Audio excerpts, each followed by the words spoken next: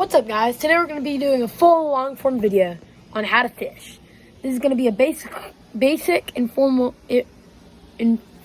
video for people who are just learning how to fish. So, let's hop right into it. So basically what my goal is today is to teach you basically what the basics are of fishing and what you need to know to go out on your first fishing trip. So like knots, good baits, stuff like that. Alright guys, so let's jump right into it and start with the basic knot. This is the only knot that I really use, and I really love this knot. So basically what you're going to want to do, you're going to want to, I'm using this as a bigger example. So you're going to want to put the line through, represents your eyelet and this represents your line. So you're going to want to put through the hook eyelet, then wrap it around itself 5 times, okay? So it would be like 1, 2, 3, 4, and 5. Then it should look something like this. So then what you're going to want to do, you're going to want to grab your gap down here, widen it out a little bit, and have it go through. Put the end of your thing through the gap at the bottom of your twists. So, and then you're going to put it through, you made a new gap that's right here with these 2 fingers in it. You're going to want to put the rope back through that gap. And then, there you go. Perfect knot. By the way guys, with fishing line it's easier to slide down, so that's why I can't slide it down right now, because this is rope, not fishing line.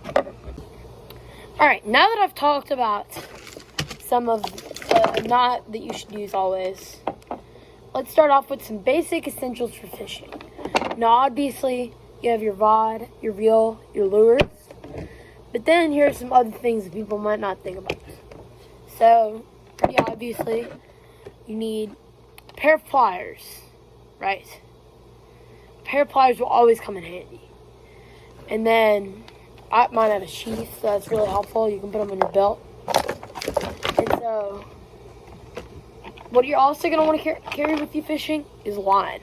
You're definitely going to want some spare line, just in case if you're using a bait caster, you get backlashed, or if you just get tangled up and you're in the jam. You don't want that to end your day. So, and then another thing you're going to want, is let's say you go on a fishing charter for the first time on a boat, and you're definitely going to want one of these. This is a leash to prevent you from dropping your rod in the water. And then if you're using live bait, you're going to want an aerator, which basically keeps the fish alive. Then you're probably going to want a scale, which weighs the fish, obviously.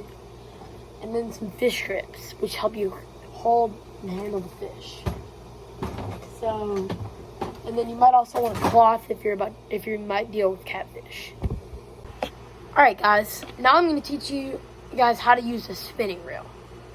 So, this is basically, I've got a Penn Battle 3 on a Shakespeare graphite rod. This is probably my go-to for worms. But, so basically, how you cast this rod. So, how you cast any rod whatsoever. So, basically, you've got your line right there, right? You're going to want to put your finger on that line and pin it down here, like where you've got your little pistol grip. Then you're going to want to pull this back, and then you can cast. If you do it properly, then you should have good form, and it should go a long ways. I'm not going to go too into depth with this, but if you get tangled, make sure you spread the knot apart instead of pulling it tight, so that way you've got more room to work. Yeah. Alright guys, so now we're kind of getting into the bait part of the video. So we're going to look at some common baits. So, my favorite bait is Zoom Green Pumpkin Speedworm. So they look something like this, and this tail is really what gets the bass biting. So it'll shake around in the water like this, and what you're gonna want to do, you're gonna want to take one of these hooks, and you're gonna want to put that worm on the hook. And you should always have these eagle claw weedless hooks so you don't get caught up on the ground or in grass. Some other baits I like to use are spinner baits, like this one. Poppers, like that one. And crankbaits, like this one. I feel like this time of year you might want a darker colored than these are. Like, you might want to go for your popper. You might want something more like this versus this. And same thing with your spinnerbait. And then this crankbait would probably be okay. The line I use about, I would say 10, 12, 14 pound line.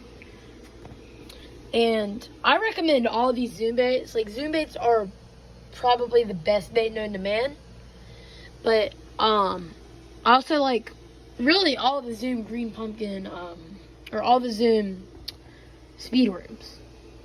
Like, they're my favorite bait whatsoever. And then for crappie, we've got our jigs, or our jig trailers, our jigs. So basically, if you guys have never been crappie fishing, what you do, you tie this, you put this on here, and then tie it to one of these jig heads, and then tie it to your line. And then you usually use like a cane pole instead of rod and reel for that one. That's probably better in the winter. In the spring, you're gonna want to use more of a minnow rig. Oopsie daisy. Oh. All right. I hope you guys enjoyed this video. Thank you so much for watching. I hope you have an amazing day. Goodbye.